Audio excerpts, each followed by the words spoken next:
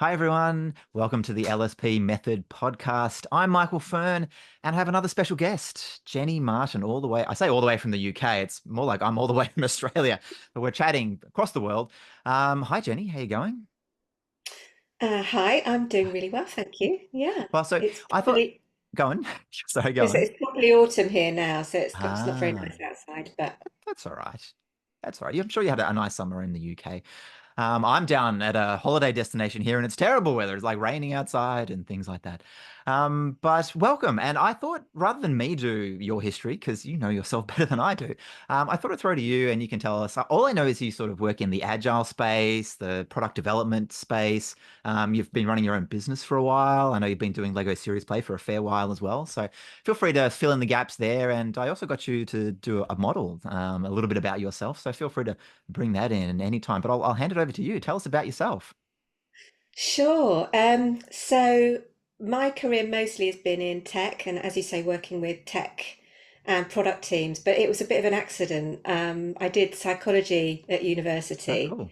and graduated in the early 90s and didn't know what I was doing. I just landed myself working for this American consultancy company. Mm. And they sort of sent me out to Dallas and tried to turn me into an engineer.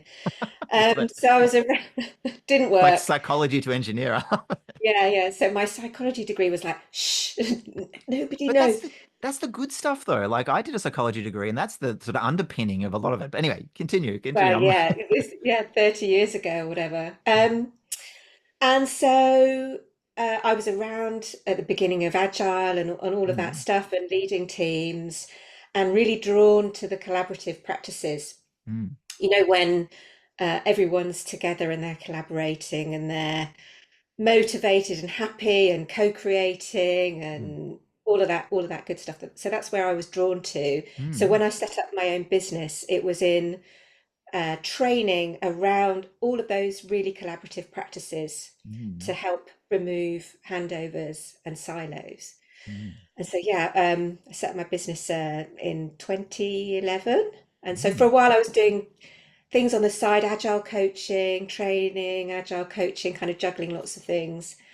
And then a couple of years ago, I went completely independent and just do facilitation and training. So Mm. I sort of realized that that's where that's where I get my mojo is when Yeah.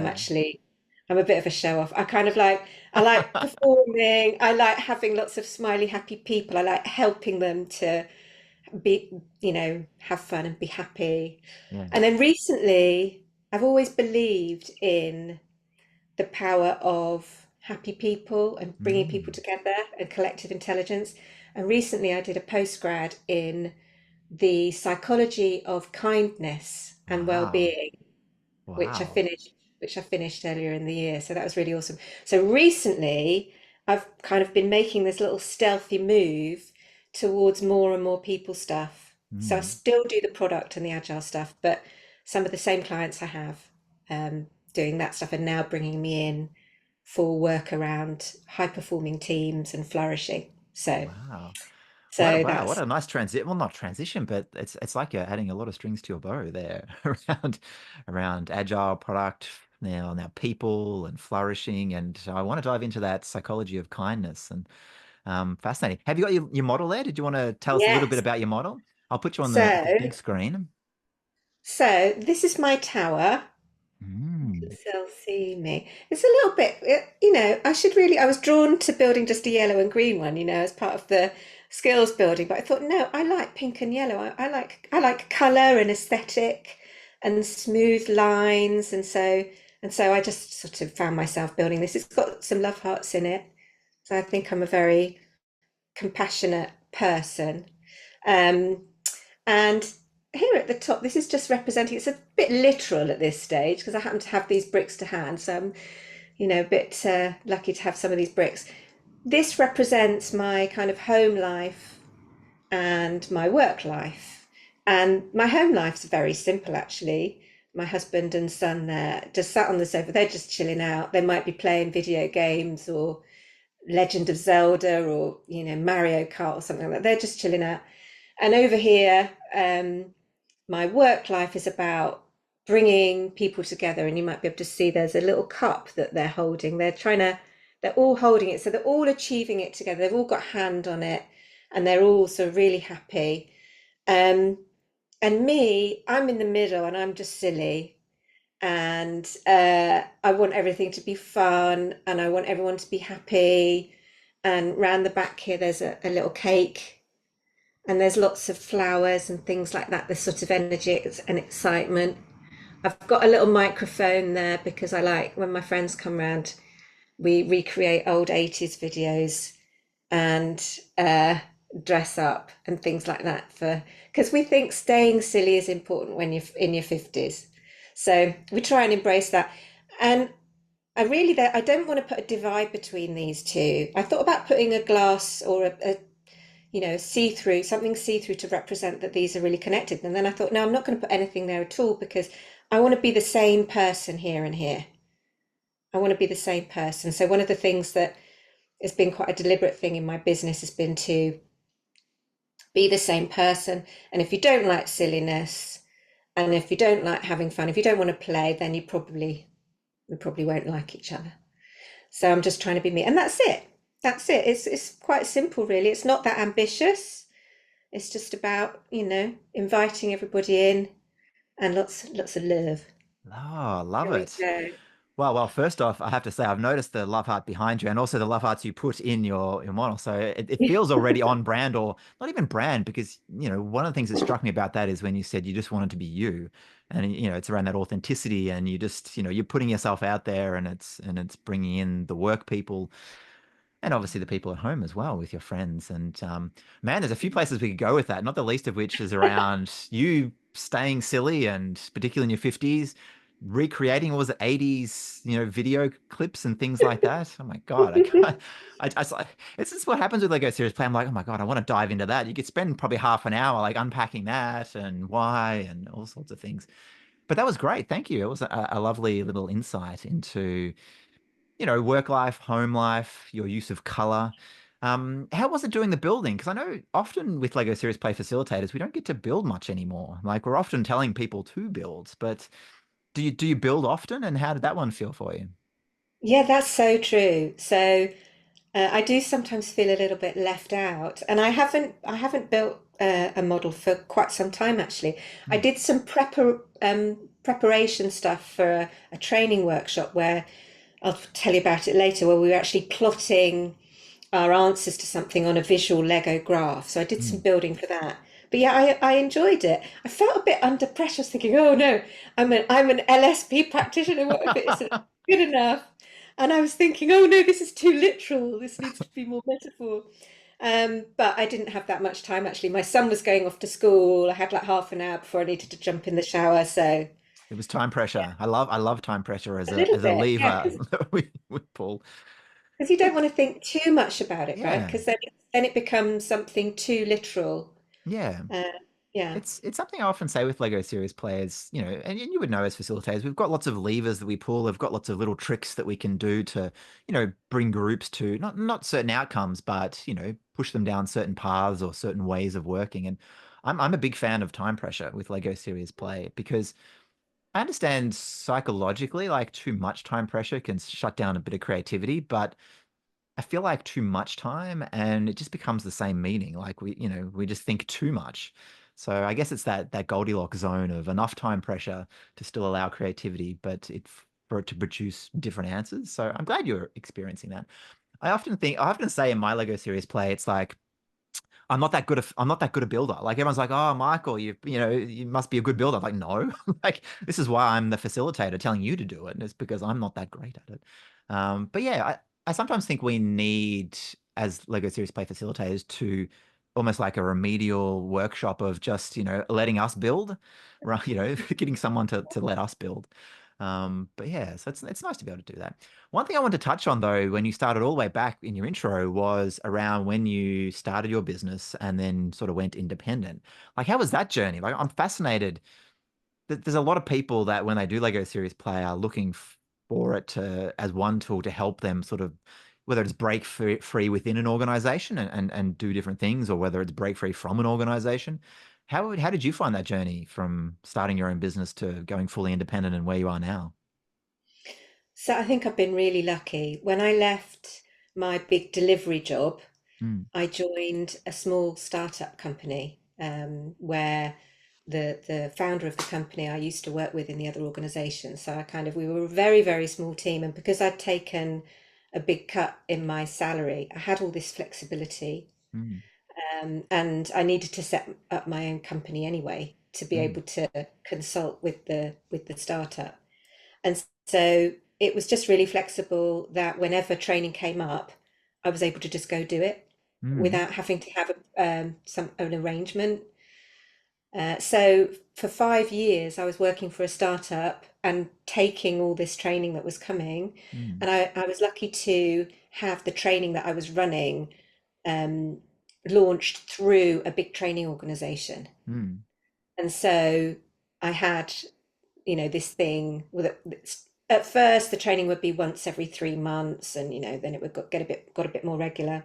And then after that, the sadly the events company that I was working for went out of business, Mm. and I stopped working for the startup company, and I did some consulting. So I was like an agile coach. So I had this sort of client where I would do 3 days a week consulting, Mm.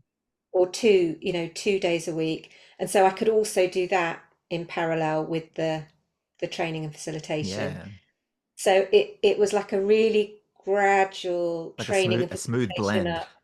Yeah, yeah. Otherwise I wouldn't have been able to take the risk. I'm the breadwinner in my Yeah. family. I just couldn't have done it. And so it's only 2 years ago that I deliberately stopped taking any consulting Mm. jobs. I stopped searching for agile coach or whatever, stopped doing that.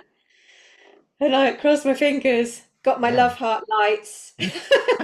I went for Right, it. like all over LinkedIn, like a Love rash, it. YouTube channel. Yeah, yeah. Uh, and so that's when I really took the plunge. And it took a little while, it took a bit of a hit. Initially, I Yeah. was thinking, oh God, is this going to work? And then the last year or so, it's really coming back. And I'm lucky where, as I mentioned, some of the clients that I was doing the product training with, and still do an agile training. Now I do public speaking training, I Mm. do facilitation training, I do bespoke workshops, and they're coming back for much more of that stuff, Yeah. especially since I got my postgrad, because now I've got like real interventions and real evidence rather than just a pink jumpsuit, and lots You've of got energy. it's like you're a double threat now. You've got the pink Exactly, jumpsuit and the backing. exactly, That's exactly. great. That's totally it. Yeah, it's some really interesting points around that journey of starting your own business from I often think it's a time of life thing. So I did it when I was very young and had no kids, no mortgage, and I could literally eat just baked beans and crap food for a year while I got my business up and running. But it's a big thing when you've got family and those responsibilities and the security of a paycheck versus your level of risk tolerance. So yeah, that sort of almost moonlighting, but for you it's sort of like a smooth transition to that. And you're right about the dip. Like it's just any new venture where you're out on your own like that, it does your income does take a hit. And then that trough is where a lot of people fail with that. And I often say it's like you've just got to get through that to still be in the game a year or two later to capture those opportunities, which you're doing now. It's like, the brand's kicking in, word of mouth, the work you're doing, it's being recognized and you're getting that. And so, yeah, it's just, I often think how you can help people through that trough to get to that other side. But yeah, it's an interesting journey. Well, let's turn to Lego Serious Play. You mentioned before about, you just did a session earlier in the week, but maybe tell us about how you use Lego Serious Play in your work. And yeah, any sort of recent sessions you want to share or insights around that. Yeah, so Lego Serious plays a lot around my branding and my LinkedIn posts and that kind of Mm, thing, but I don't always lead with it. So I mm, tend to incorporate it into most of the training that I mm, do. So earlier this week, I was running a team away day, yeah, and we were using Lego Serious Play to help us reflect on what high performing teams look like. So it was just yeah, one of the activities through a whole day's worth of team activities. In the afternoon, when you not often get that kind of Yeah. flop. You bring the Lego out after lunch, and everyone's like, "Way!" And Yeah, yeah.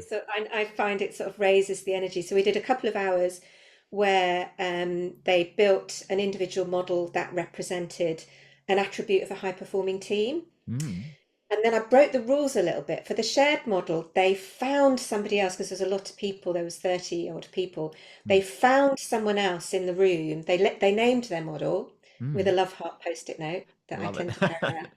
And they found somebody else in the room that had a similar concept to them. Mm, And so that in groups of three, two or three, they built a shared model. right. So we condensed 30, 35 models down to about eight. And then we put these eight into a landscape model. So it was Yeah. a bit chaotic as they Yeah. found each other, but I sort of framed that as another team challenge, right? Here's your challenge. Yeah.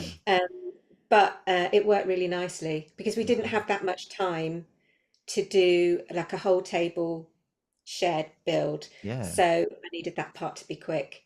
And Yeah. so, yeah, at the end, they had this big table with their vision of high performing team, and they each nominated a spokesperson and they talked through the Yeah. landscape model.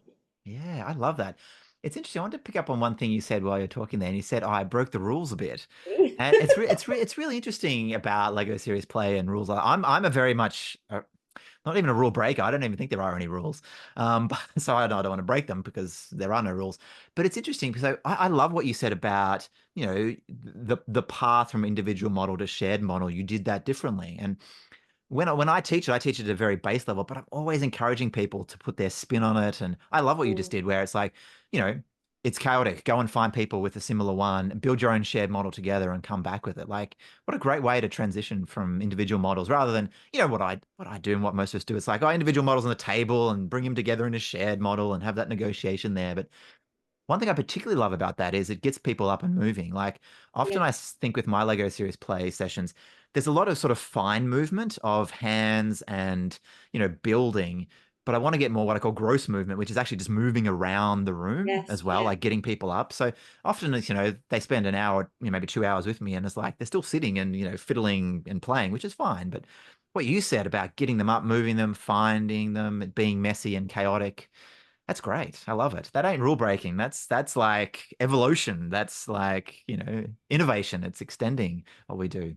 Love it. and then just wanted to mention I did something Yeah. last week, so just to kind of finish off these different applications. Last week Mm, I used it twice. um, Talking about movement, I was running a VIP session exploring another tool I use, which is for strengths-based coaching called Strong Suits mm, and Lego Serious Play. It was like a taster session for digital leaders. yeah. And my friend is a coach in constellations. I don't know if you've Yeah, yeah. I know heard the of that. constellations. Yep. And so we combined the Lego Serious Play with constellations. So they built models representing their strengths and their Mm, aspirational identity, where they wanted to be as a leader. yeah. And they were holding their models and physically moving, but depending on the question she asked in terms of how ready they were to harness their strengths. And so we had people physically moving around the room in a constellation holding their model, which was Yeah. quite Oh, good. I Yeah. love that. I've heard a little bit of a few people using constellations and Lego Serious Play.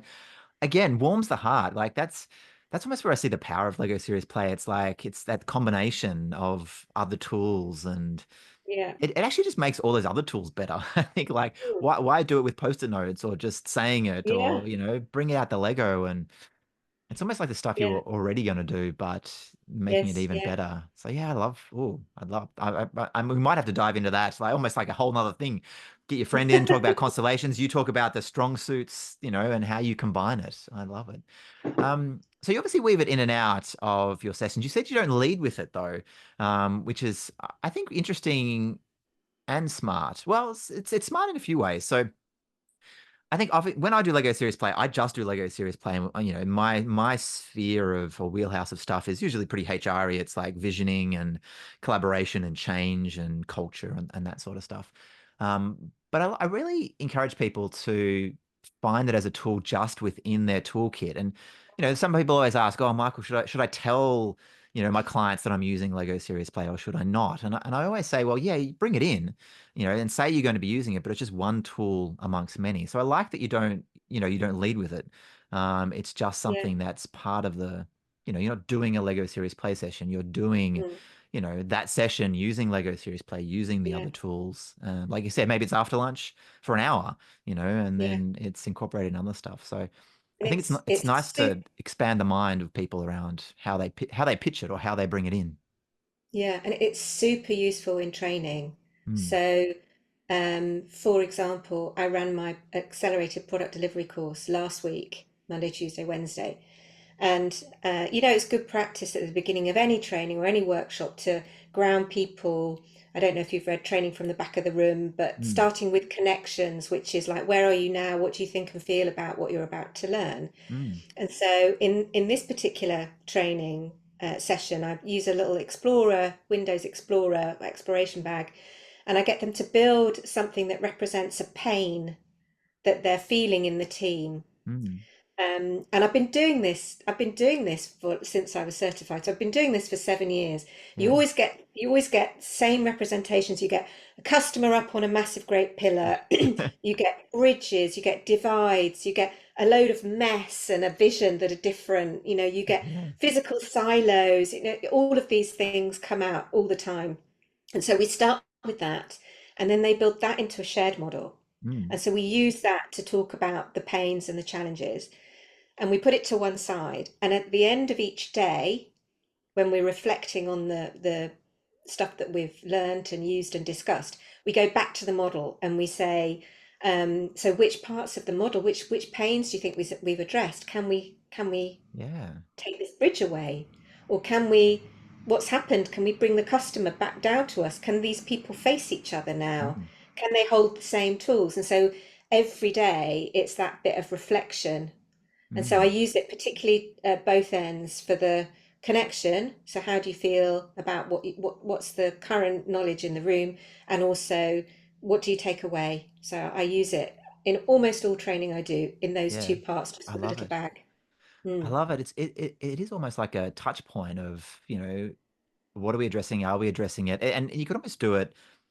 It sounds like you do it sort of start and end. It's like you'd almost do it part way through as well. Like if it's a Ooh, long, like you said, like a longer course where you do it part way through and it's like, well, we've addressed these bits, but we still need to address that. And yes, yeah, it's almost like a course correct each time. It's like where we've yeah. been, where we're going. Oh, I love that. Yeah. Yeah, there's so many uses. It's exciting. I got you to a second model, which was about, the industry that you're in, however you wanted to sort of frame that and what we're not talking enough about. Did you want to bring that model out and maybe Sure, share? Let me sure. Okay. put you up there. So, I'll kind of turn it around. This one is representing the power of neurodiversity. And so these are all, very different folks coming together. Some of them might seem really quite wonky or a little bit frightening, like there's a little skeleton head here. And they might not look the same as each other. Um, but I deliberately elevated them because I wanted this to represent how diverse teams make better decisions.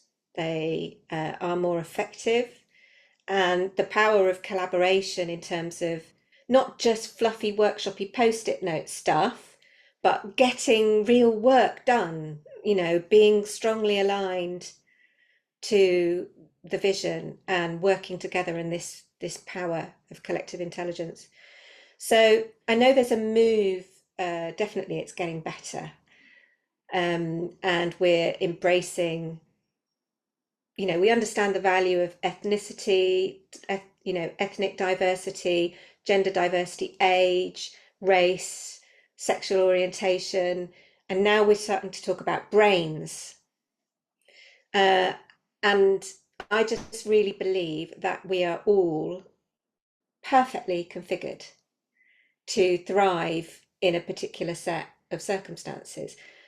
And so the issue that I'm kind of bringing up is that there's still lots of organizations who their whole performance management system is based on a set of competencies which everybody needs to be good at, and they're focusing hard on everybody being well-rounded. And this happens a lot in engineering teams as well. It's like everybody can do a bit of everything, like almost this homogenous developer who can do everything and who's good at everything. Like they can see the big picture and the detail. They're deeply analytical, but also good communicators. I mean, it's just nuts, right? It's just nuts. And so I believe in that we should be looking for well-rounded teams and not well-rounded individuals. And so this is where I think we need to focus more on, not just hiring. We're still doing it. We're still hiring folks based on personality attributes. Like we want somebody to be a good communicator. We want somebody to be, um, able to talk to customers. We want somebody to be curious. Like these are all personality attributes, and half of them we're born with. You can't do so much about it. So I want organizations to spend more time embracing the wonky ones and making it easier for them, but also having everybody understand each other really well so that they can, achieve this good stuff. Love it. Thank you, Jenny. Yeah, it seems to be a topic. It's funny. It's popped up once or twice in conversations with me recently around neurodiversity, and I like the way you frame it in terms of, and maybe it's this psychology background you've got as well. It's like individual differences matter, as in like we shouldn't be trying to put everyone into the same little slot, and we should be understanding at a team level the sorts of people that we need to fit with everything that we're doing, and the strengths that they have and they're bringing. It is almost that strengths base. It's like recognizing what everyone has to offer rather than what part they're lacking, or thinking they all need to be great at everything. So I love what you said around for me, neurodiversity. I think when it first came on the scene, people were thinking, oh, is it just people with ADHD, or is it a particular label? And it's like, no, it's everyone in their brains. It's diversity of brains, and that really came out when you showed that model. It's just recognizing everyone for the brain that they have and the strengths that brings to the team. It was interesting also you talked about organizations understanding that. And I think that's probably part of the big problem with it is it takes effort to think about a team and how everyone fits together and the different skills that we need. And yeah, maybe this is the next wave of that understanding of diversity. Like you talked about, we understand around ethnicity and around gender and race and the values that provides for getting that work done, like you were talking about with the flag on top. And maybe neurodiversity and understanding of individuals' brains is that next wave to unlock, Yeah, at least for the I hope smart so. the smart I ones. hope so. Yeah. I love that. Are you seeing this? Is that any of the work that you're doing around training, or are you just observing some of this stuff in organizations? Like, is it something you're actively sort of pursuing, or is it just an observation at the moment? So yeah, I'm actively pursuing it. So I always felt and believed in the power of leaning into your strengths and what you're naturally good at, Mm, and diversity. And I've always been sort of deeply curious about people, and I sort of just see beauty in people, mm, in there, and wonder in them, especially if they're a bit different. So I've always believed that. And then when I did the postgrad, there was a lot of well-being, um, is to do with how engaged we are with our environment and the world, and a lot of that is to do with doing things that we love and that we're good at and that help us feel awesome.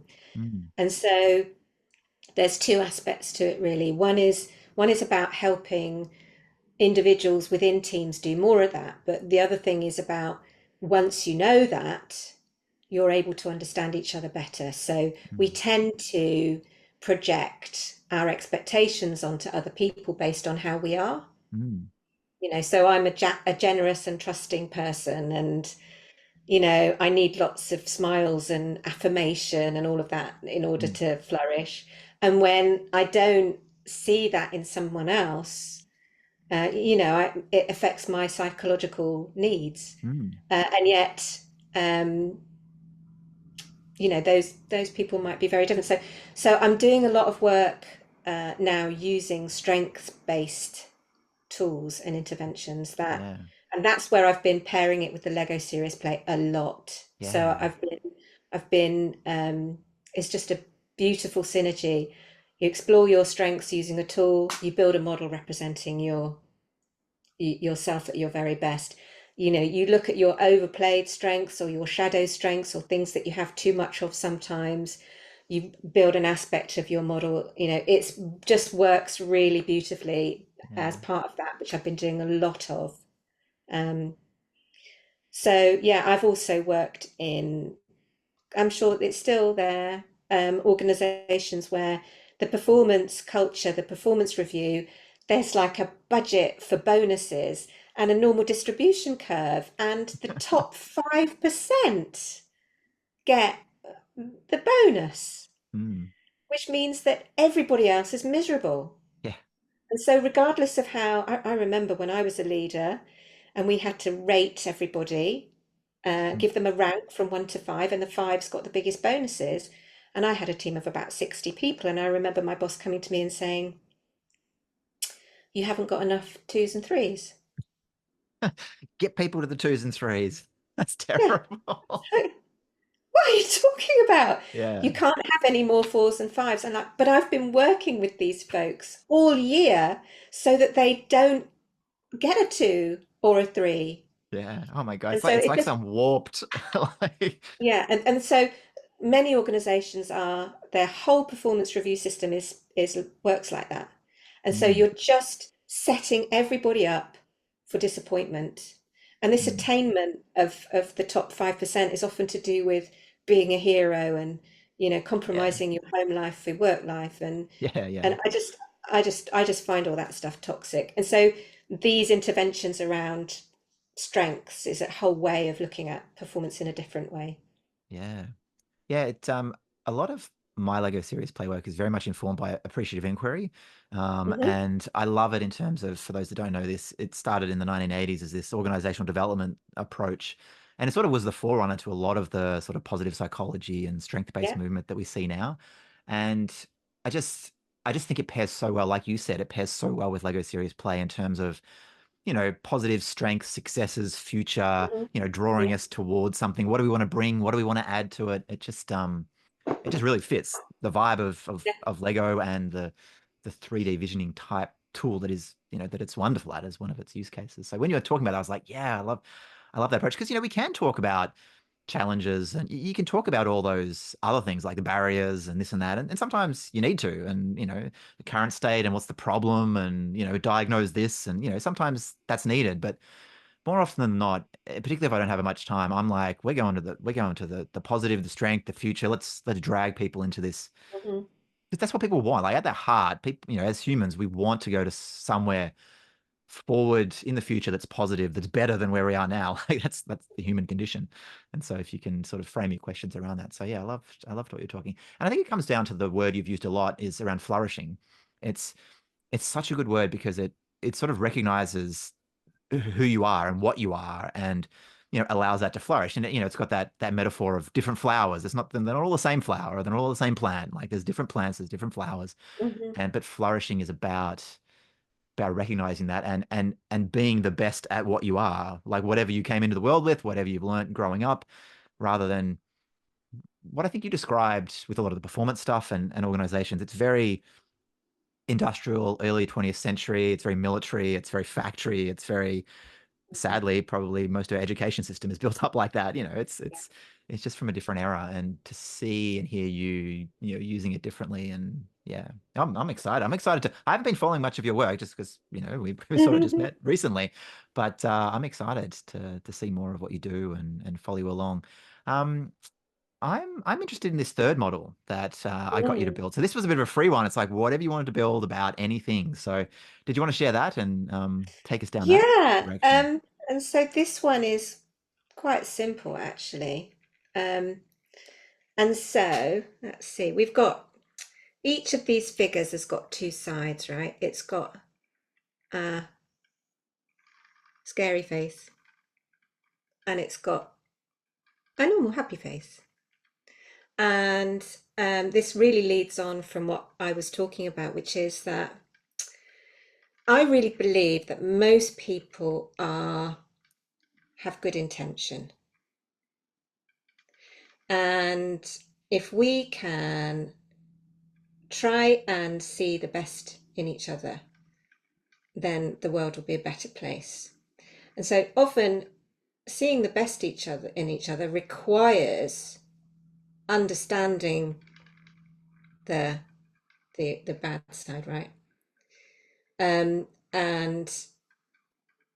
I think there's the thing that I'm passionate about and where I'm using Lego, and I mentioned the strong suit stuff, it's really foundational for this. You know, it's really important to help people understand each other and understand what turns us into this, right? And so we have different triggers and different allergies. And so, you know, I talked about me being generous and trusting, right? So here's me being generous and trusting. On a good day, this person here, who's very detail oriented and careful with money and sort of thrifty, on a good day, this person is a good challenge for me, right? I might even seek them out. But if I'm jumping in too fast and I'm being maybe a bit gullible, and this person is being a bit tight or a bit too cautious, then that becomes a fight. And so I'm all about this and helping teams do that. And yeah, Lego Serious Play is really helpful for that because you have that room for people to speak and be heard and Mm. do the deep gift of active listening to actually, you know, hear each other. Yeah. Oh, I love that. Yeah, I love how you it always happens with the models right at the end. yeah. Well, it I falls love apart off it camera. does. Yeah. I love well maybe how fragile that scenario is and what we're trying to do. There's always meaning there. I loved first of all I love how you had movement and those different sides and you know at first I just looked at it and I saw just the individual ones turning and then when you started describing the model and how they're looking at each other and you know it sort of went from two individuals to then an interaction and the different sort of faces and sides that it can bring. Um, yeah, it's was there any meaning in the color you chose as well? I know you sort of had red, you had yellow and things like that, but was there any meaning around No, that? not really. So I have, have you seen the Everyone is Awesome set? Yes, I Yes. love it. Yes, You I've had got that handy? multiple. Yeah, yeah. I've got multiple versions of that in my so I run facilitation training in this strengths tool that I use called Strong Suits. And Mm, part of that, people figure out themselves at their best, themselves at their worst, what their communication style is. And I use all of the colors. Everybody has a color, and everybody has a Lego mm, brick with the scary face and the normal face. And we mm. actually plot them on a grid on a Lego graph, which represents their Ah, communication style. So we say this person is me at my best. I'm driven by passion and relationships. And then when I am under pressure, my communication style changes. And here I'm moving more towards task. And so you can mm, see the representation on the Lego graph of the yeah. Lego characters. So I just happen to have that all there Ah, ready to go yes. for my training Well, in a week or two. it's very striking in terms of the way you had it with the same colors and the turning and things like that. And I think the last thing that struck me about that as well was you mentioned about that sort of understanding of each other and the time it takes, and that Lego series play as a process really does help that process and that understanding as well. And yeah, I really like that. I like. I mean, often we rush to things, and you probably get this as well. Like you know, people asking you to do the world in half an hour or an hour with you know training and facilitation and that's one thing that I often love about Lego Serious Play, and I think it's encapsulated in yours is it takes time, but that's a benefit. It's, you know, you've got those two people and it's understanding those different sides of people and the subtleties. I think maybe we jump too quickly in business to think we understand, and it just creates a lot of problems down the line when we don't understand each other. You know, when we're working together, the different sides of us, what motivates you, what drives you. Yeah. Um, And yeah. just taking time to think. I remember running a session years ago as part of a conference, asking people to build a model about their core identity. And there Mm, was a man in the room who didn't build anything. Mm.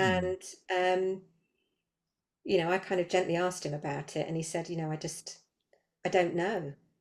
And Mm. then for the second question he built, and I was thinking, oh no, this is going really badly. But he came up to me afterwards and he said that was a really transformational moment for him, that he realized he hadn't spent any time thinking about who he actually was and what he believed in. And so for Yeah. me, it was like, oh no, this man hasn't built anything.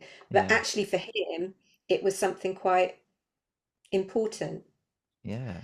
And then I was working for a charity a couple of months ago who run called Just a Guy, and they run this program for it's not just guys, it's guys and girls, but Mhm. they're underserved young people, marginalized, underserved young people from different backgrounds.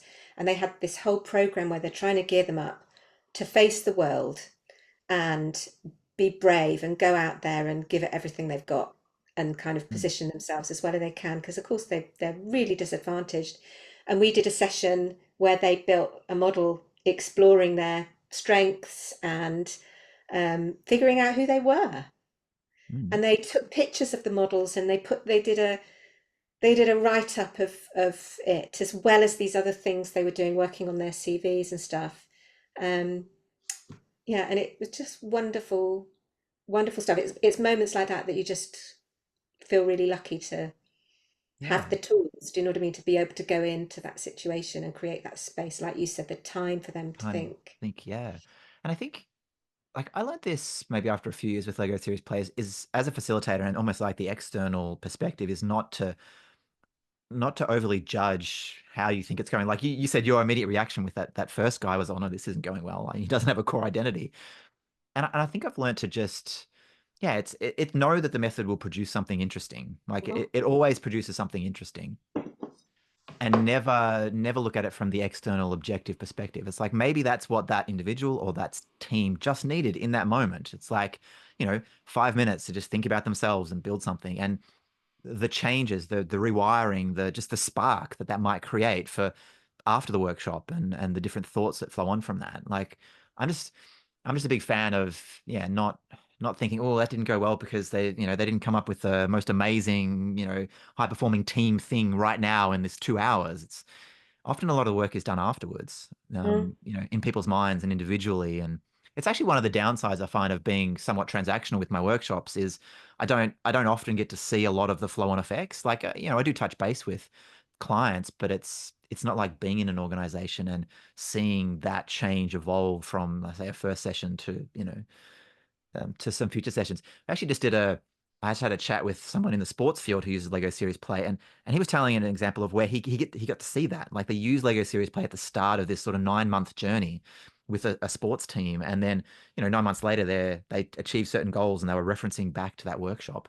So yeah, I think it's sometimes it's a lot of unseen stuff that happens floating around in people's minds, which obviously it did for this gentleman, like to think about his identity and what it could be.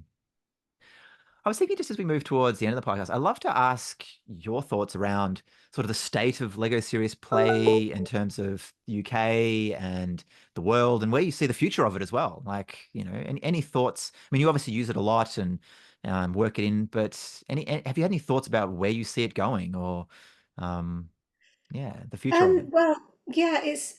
I was thinking a little bit about this yesterday in terms of, as a trainer and facilitator, so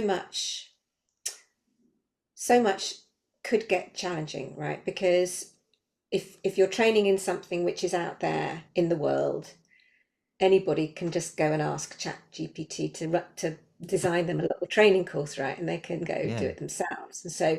And so the value of some of that stuff is going down. And so these practices where we are being human and Mm. we're not machines, and we're appreciating being together and those things that happen under the surface which make us human and make us different, I think are going to become more important. And Yeah. so I'm noticing that, because some of the tech teams I work with, for example, it's very normal for them to be working in the office 2 days a week or less, and having folks that they hired during lockdown who moved, a long way away, and so they're often really only coming into the office once a quarter even, everybody. And Yeah. so Yeah. I've been asked a lot recently, can you do something once a quarter where we reflect on where we've been and where we look ahead, but where we also spend some time getting to know each other and having fun and building Mm, those relationships that are harder when we're all distributed. mm, So there's definitely more of that. And I think that's mm, going to continue. So I think there's loads of opportunities for more of what we do, which requires being in person. I know you can do it remotely, but for me, it's all about being in person and the leaning in that you get when you're working together. yeah. So there's definitely an opportunity for that. And then I think the other thing is, you know, folks need to communicate better with each other, which is kind of really, really useful Mm, to have the Lego as one tool there. Um, what else was I noticing? When I did my workshop last week, and I asked, no, the one this week, I asked a mm, big group of people, who's here heard of Lego Serious Play? mm, And nobody'd heard of it. mm. And I was quite surprised. This was a different sector to I'm normally working, and this was like entertainment. So mostly I work in tech, and I Yeah. get lots of hands up for tech. And then I moved just very slightly to a different sector, and nobody's heard of it. And that Mm, surprises me. So I think for me, with my LinkedIn and with all my connections, it can be a bit of an echo chamber. You assume mm. that because there's a lot of it in your world, that there's a lot of it in the world, and of course, Yeah. there isn't. I've got a disproportionate number of facilitators and Lego Serious Play facilitators in my network. So I'm Yeah. constantly surprised as to who hasn't heard of it. Yeah. So I Yeah. think That's the that's a really good opportunity is insight. there. Yeah. Yeah. Yeah. No, I like that Yeah. insight. Like when I started here in Australia, no one heard of it. And to be honest, like every client workshop I do, probably I do it across a lot of different sectors. I don't ask that question, but I can guarantee most of 99.9% of them haven't heard about it. Yeah. So you're right. It's, not so much an echo chamber as just, yeah, we're particularly with Agile and IT and, that is definitely a sector that's taken it up more. I see education is another one that's really the last 5 years has just really exploded in the use of Lego Serious Play. But yeah, there's so many more people that haven't heard Mhm. about it. So that's definitely an opportunity. Um, I loved what you said before about, in a digital world, in an AI world, the analog, the human is even more important. Like the more we drive towards that sort of digital AI future, the more important it is, like you said, to get together, to have connection, to have understanding, to still be human. And I think that's at its core why I love Lego Series Play. It brings down the facade. It's very you're just yourself. Like it gets to the heart of the matter quicker.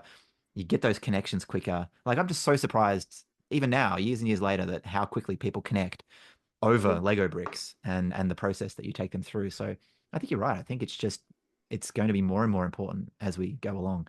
As well as, people still want an external facilitator. They still want a different voice in there to show them something different, to guide them in a different way. I mean, Mhm. in the end, that's what we do. We come in and we provide something different because if they were high performing and hitting it out of the park, then they probably don't need us, but they obviously need some guidance. They need some facilitation. They need some new ways to work and new ways to connect. And so it's fantastic seeing you do all this. Like I said, I really want to follow you more because I'll get into that echo chamber and I'll love I'll love it hearing all that stuff as well. So looking forward to it. Just on that, how can people follow you and find out about you, contact you and all the work that you do?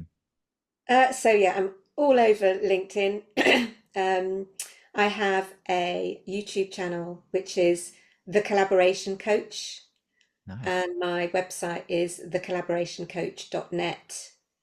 Mm, All my links are on my YouTube, on my LinkedIn, yeah. as well. So you can find me.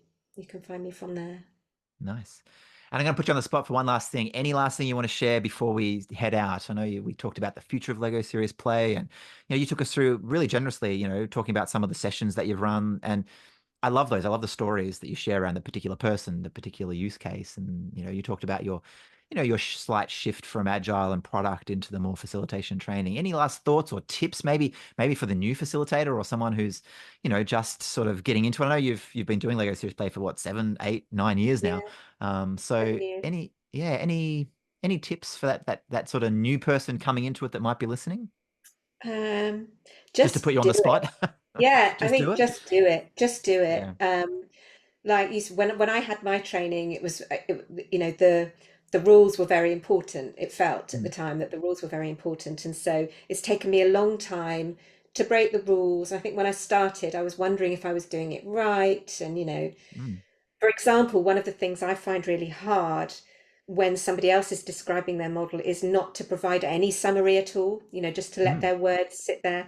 So 7 years on, I'm still working on that, right? I'm still working Yeah, on that. So I would just say, just have a go. Just yeah. have a go. And what's the worst that can happen? I like The it. exploration bags are brilliant, right? They're brilliant. For The that, box you yeah. go onto the Lego website, buy a box of 100, And get to it. and just Oh, have I them love it. with you. So I quite often Yeah. just go, ah, here we go, have one of these, and yeah, Yeah, I love it. just And do it. it's interesting you say about that sort of skill around when someone tells the story of the model and the facilitator reaction to it. And it's funny in this podcast, I've sort of gone into a different mode. So when people like you and others who have shared models in a workshop, I would normally hold back a lot more and I'd ask questions from other people and ask very sort of neutral questions.